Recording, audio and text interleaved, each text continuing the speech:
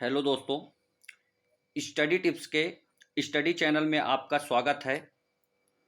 और जैसे कि कल मैंने एक वीडियो अपलोड किया था खेल और खिलाड़ियों से, उसका रिस्पांस काफ़ी अच्छा रहा और ऐसे ही आप लोग साथ बनाए रखेंगे तो मैं और भी वीडियो अपलोड करता रहूँगा। और हाँ, आप कमेंट ज़रूर किया करिए कि वीडियो में क्या कमी रह गई है, पीडीएफ में क्या कमी रह गई है।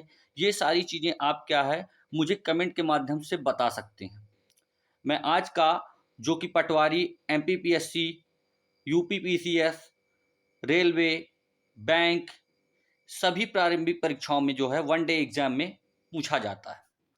और ये आज का टॉपिक है पंचायती राज। और पंचायती राज का टॉपिक है जो कि मैंने बेसिक से प्राचीन भारत से लेकर अभी तक जो कि वर्तमान स्थिति में जो पंचायती राज चल रही है समस्याएं, उन समस्याओं के बारे में मैंने इस वीडियो में सारी एक एक कंटेंट्स को लेकर मैं आया हूं। और हाँ, वीडियो आप जरूर देखिएगा क्योंकि वीडियो के लास्ट में मैंने पंचायती राज से संबंधित एक ट्रिक बताई है जो कि मोस्ट इंपॉर्टेंट, जो लोगों को याद नहीं होती है कि बलवंत राय मेहता समिति क्या है, अशोक मेहता समिति क्या है, और आपका ये सिंधवी समिति कौन सी है, पीवी के राय समिति कौन सी है। तो मैंने इसको एक ट्रिक में आपको इस वीडियो के लास्ट में मैंने वो सारी चीज़ें इसमें मेंशन कर दी है जो वेरी वेरी हेल्पफुल है आपके पेपर्स के लिए। चलिए स्टार्ट करते हैं वीडियो के। देखिए, मैं पीडीएफ लेकर आपके सामने बोल दूंगा, इससे आपको याद नहीं होगा ये भी मुझे पता है, लेकिन आप बार बार इसी वीडियो को अगर 2 से 3 बार या 4 बार इस वीडियो को देखेंगे और कॉपी पेन लेकर आप बैठकर लिखने की कोशिश करेंगे तो आपके लिए वेरी हेल्पफुल वीडियो होने वाली है। चलिए अब हम बात करते हैं पंचायती राज में। तो आपको अच्छी तरह से पता है कि 73वां संविधान संशोधन हुआ।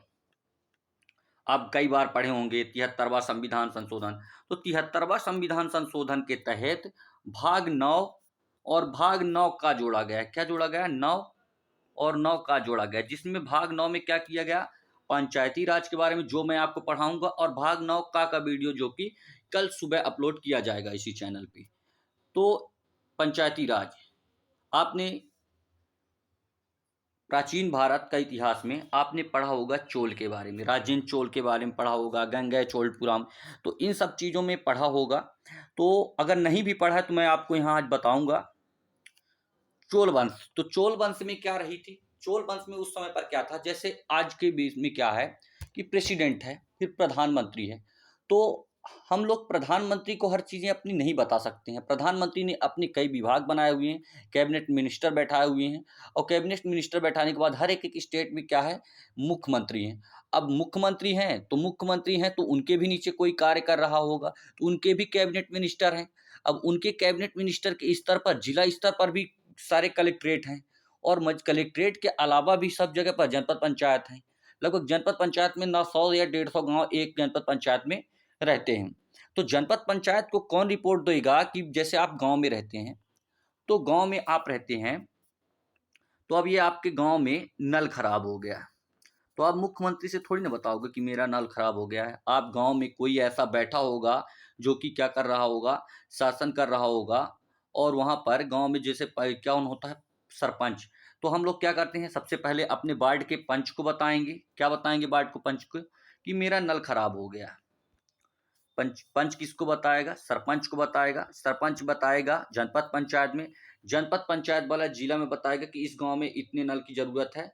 और जब ये चीज जिले में जाएगी तो ये सीधे सीधे पहुंच जाएगी आपकी राजधानी की बात। तो ऐसे तैसे करके पूरी जानकारी। तो चलिए अब भाग 9 में बात कर लेते हैं ये सारी बातें होने के पश्चात।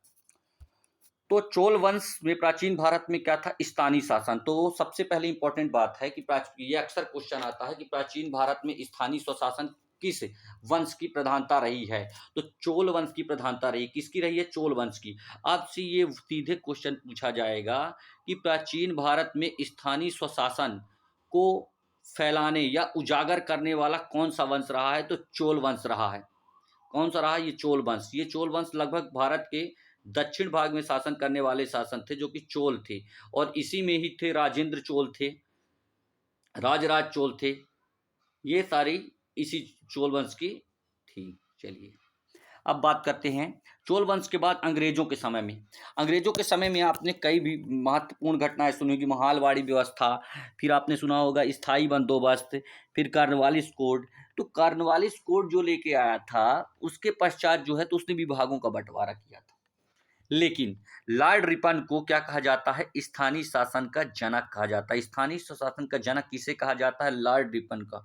मोस्ट इंपॉर्टेंट है ये, मोस्ट इंपॉर्टेंट है कि स्थानीय स्वशासन का जनक किसे कहा जाता है? तो किसे कहा जाता है? लॉर्ड रिपन को स्थानीय स्वशासन का जनक कहा जाता है। स्थानीय स्वशासन का जनक कहा जाता है।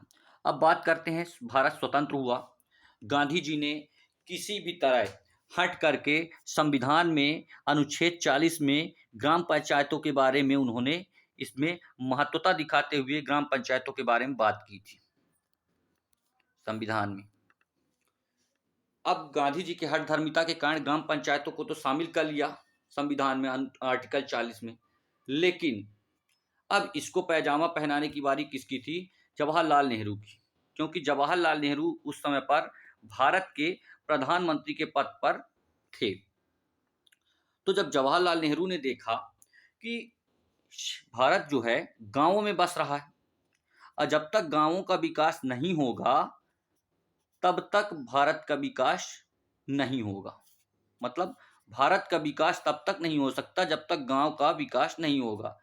तो नेहरू जी काफी पढ़े लिखे हुए इंसान थे और उन्होंने देखा कि अगर भारत में पंचायती राज की स्थापना नहीं होगी तो भारत का विकास नहीं होगा। तो उन्होंने सबसे पहले एक ट्रायल किया जो कि 2 अक्टूबर 1952 को उन्होंने क्या किया?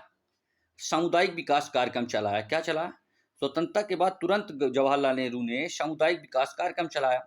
अब सामुदायिक विकास कार्यक्रम को आगे बढ़ाने के लिए उन्होंने क्या किया? राष्ट्रीय विस्तार सेवा भी प्रारंभ की। यहाँ पर 1952 लिखा, यहाँ 1953 आप कर लीजिएगा।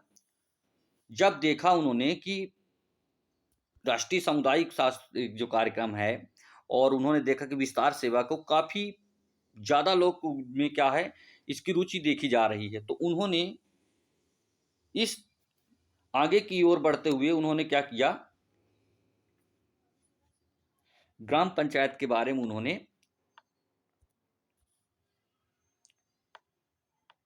बलवंत राय मेहता से मिली। लेकिन जवाहरलाल नेहरू के कहने पर भी अंबेडकर जी तैयार नहीं थे। अंबेडकर जी ने कहा कि ग्राम पंचायत अगर बनेगी तो ग्राम पंचायत क्या होगा? लूट का अड्डा बन जाएगा। क्या बन जाएगा? लूट का अड्डा।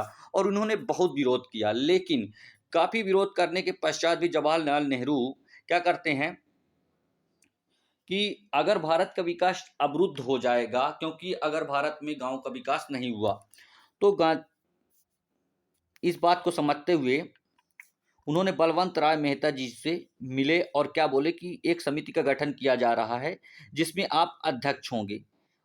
और यह समिति कब बनी? तो 1957, मोस्ट इंपॉर्टेंट डेट है, ये याद रखिएगा, क्योंकि 1957 में ही बलवंत राय मेहता समिति का गठन हुआ और इसने 2 साल में क्या किया? अपनी रिपोर्ट दी। 2 साल में इसने अपनी रिपोर्ट दी। रिपोर्ट के पश्चात 2 अक्टूबर 1959 को राजस्थान के नागौर जिले में पंचायती राज को जवाहरलाल नेहरू ने पजामा पहनाया। क्या पहना? पजामा पहनाया। अब जब पजामा तो पहनाया उन्होंने, अब देखा कि पंचायती राज व्यवस्था चली और काफी विकसित हुई और बलवंत राय मेहता की समिति पर तीन समितियों का गठन हुआ। ग्राम स्तर पर ग्राम पंचायत, जनपद स्तर पर मंडल पंचायत और जिला स्तर पर जिला परिषद की स्थापना हुई। इस रिपोर्ट के आधार पर 2 अक्टूबर 1959 को बना। फिर इसके बाद आंध्र प्रदेश में तिरुचिरापल्ली में ग्राम पंचायत का गठन किया गया। अब 1977 में 20 साल शासन होने के बाद मोरारजी देसाई प्रधानमंत्री बनते हैं। मोरारजी देसाई जनता पार्टी के प्रधानमंत्री बनते हैं और जनता पार्टी के प्रधानमंत्री बनने के पश्चात मोरारजी देसाई ने क्या किया? इसको बदलने का काम किया। और 1977 में इन्होंने क्या किया, अशोक राय मेहता, अशोक राय मेहता। तो मैं आपको याद करने के लिए बता देता हूँ कैसे याद करना है आपको। बलवंत राय मेहता में क्या है, BRM, 3 शब्द हैं, इसमें 3 है, तो 3 से आपको तीन स्त्री समिति। अशोक मेहता में क्या है, 2, तो 2 स्त्री समिति। अशोक राय मेहता समिति की सिफारिश गठित हुई तो राय मेहता ने एक साल बाद रिपोर्ट सौंपी, और 1978 में जब इन्होंने रिपोर्ट सौंपी तो इन्होंने क्या किया, जो ग्राम स्तर पर था उसको क्या बोला, मंडल पंचायत, मंडल पंचायत बना दिया उन्होंने। और जिला स्तर पर जो थी, जिला स्तर पर थी, उसको जिला परिषद बैठाया। और इन्होंने जनपद पंचायत को गायब कर दिया। क्या किया, जनपद पंचायत को गायब कर दिया। अब आप ही बताइए कि जब आपके गांव का कोई भी काम होगा तो वो कहाँ होता है, जनपद पंचायत में। जब इन्होंने जनपद पंचायत में सारा काम बंद कर दिया तो ये जाएगा जिला परिषद, और जिला परिषद में आपको पता ही है कि 500 गांव होते हैं, तो कितना जल्दी काम होगा या नहीं होगा ये तो आप खुद ही जानते हैं, तो आपको बताने की जरूरत नहीं है। मंडल इस पर इंदिरा गांधी की सरकार बनी। इंदिरा गांधी ने अशोक राय मेहता समिति की सिफारिश को ठुकरा दिया। अब यहां पर क्या होता है, 73वां संविधान संशोधन होता है, 73वां संविधान संशोधन 1993। संविधान संशोधन के बारे में तो आपको पता ही होगा कि 368 के तहत क्या होता है, संविधान संशोधन होता है। और 1993 में ग्राम पंचायत को यानी पंचायत स्तर को मान्यता मिली। और कुल इसमें कितने, 243 अनुच्छेद से 243 का से लेके और 243 तक इसमें कुल विषय शामिल किए गए। कुल कितने विषय सम्मिलित किए गए, तो कुल 29 विषय इसमें सम्मिलित किए गए। कितने विषय सम्मिलित किए गए, 29 विषय इसमें सम्मिलित किए गए। अब मैं आपको एक ट्रिक देता हूं जो मैंने आपसे वीडियो के फर्स्ट में बोला था।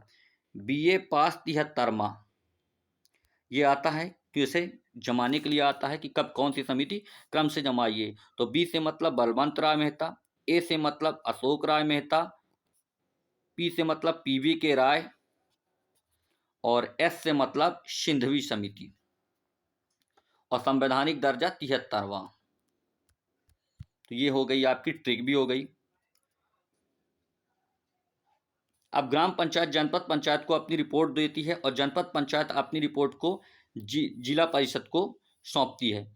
अब मैं आपको बताने जा रहा हूं कि ग्राम पंचायत की आपको कैसे याद करनी है, आपको कैसे याद करने हैं ग्राम पंचायत के अनुच्छेद। तो 243 में क्या दी हुई है, परिभाषा आपको दी हुई है। 243 में क्या दी हुई है, आपकी परिभाषा दी हुई है। अब 243 में आपकी जो परिभाषा दी हुई है उसमें ये दिया हुआ है कि परिभाषा मतलब कि ग्राम पंचायतों का गठन कैसे किया जाएगा, पंचायतों में संरचना कैसी होगी, आरक्षण कैसे देंगे, उसकी अवधि क्या होगी, योग्यता क्या होगी, शक्ति क्या होगी, वित्त आयोग क्या होगा, और पंचायतों का निर्वाचन। तो मैं कुछ यहाँ पर अनुच्छेद लेके आया हूँ जो आपको बताने वाला हूँ। तो सबसे पहले ग्राम पंचायत में आपको याद करना है ग्राम सभा। तो ग्राम सभा के बारे में 243 के ए में दिया गया है। पंचायतों का गठन दिया गया है 243 के बी में। पंचायतों की संरचना 243 के सी में। पंचायतों का आरक्षण 243 के डी में। पंचायतों की अवधि जो है 243 के ई में। पंचायत सदस्यों की योग्यता 243F, और पंचायतों के शक्तियां किसमें दी गई है, जी में दिया गया है। और पंचायतों के लिए अध्यारोपित कर के लिए यच दिया गया है। वित्त आयोग 243I, और पंचायतों का निर्वाचन 243K में, और न्यायालय में 243O में निर्वाचन संबंधी। अब मैं आपको याद करवाता हूं, आपको कुछ पहले याद नहीं रखना है कि ABCD। सबसे पहले आप क्या करें, ग्राम होती है, ग्राम सभा बुलाते हैं। तो क्यों बुलाते हैं, पंचायतों का गठन करने के लिए। अब जब आते हैं तो उसमें लोग आप बैठने के लिए पहले संरचना बनाते हैं कि यहाँ पर सरपंच बैठेंगे, यहाँ पर पंच बैठेंगे, यहाँ पर ग्राम के लोग। तो पंचायतों की संरचना, अब जब पंचायतों में संरचना हो गई तो यहाँ पर आरक्षण है, आरक्षण है। आरक्षण के बाद आपको क्या करना है, अवधि।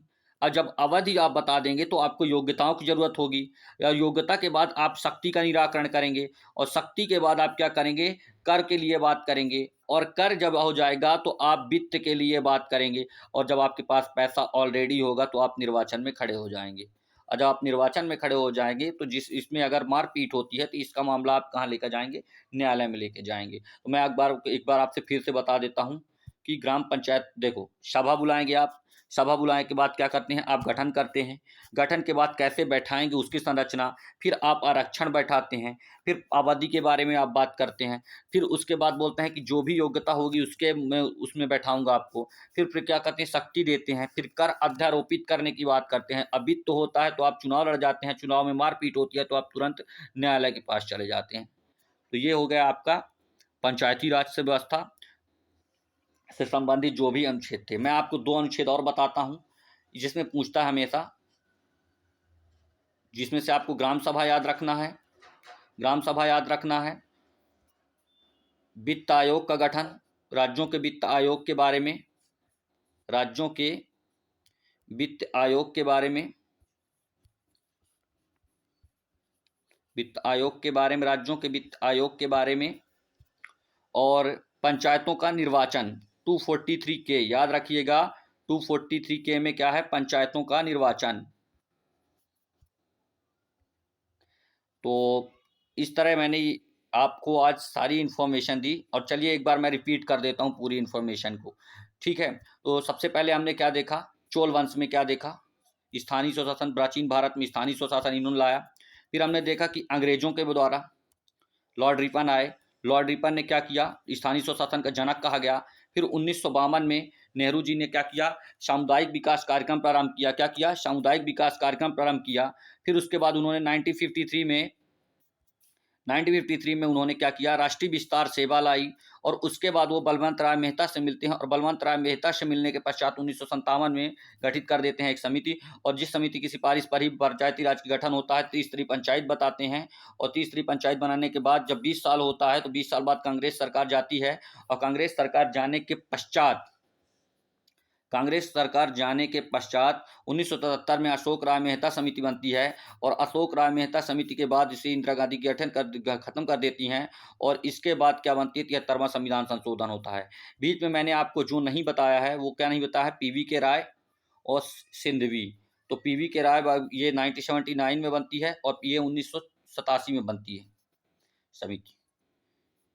तो आज का वीडियो मैं यहीं आपको स्टॉप करता हूं, लेकिन आपको कमेंट में ये बताना है कि आज का वीडियो आपको कैसा लगा, कमेंट करना है, और लाइक का बटन दबाना है, और प्लीज़ चैनल को सब्सक्राइब करिएगा। क्या करना है आपको, चैनल को सब्सक्राइब करना है।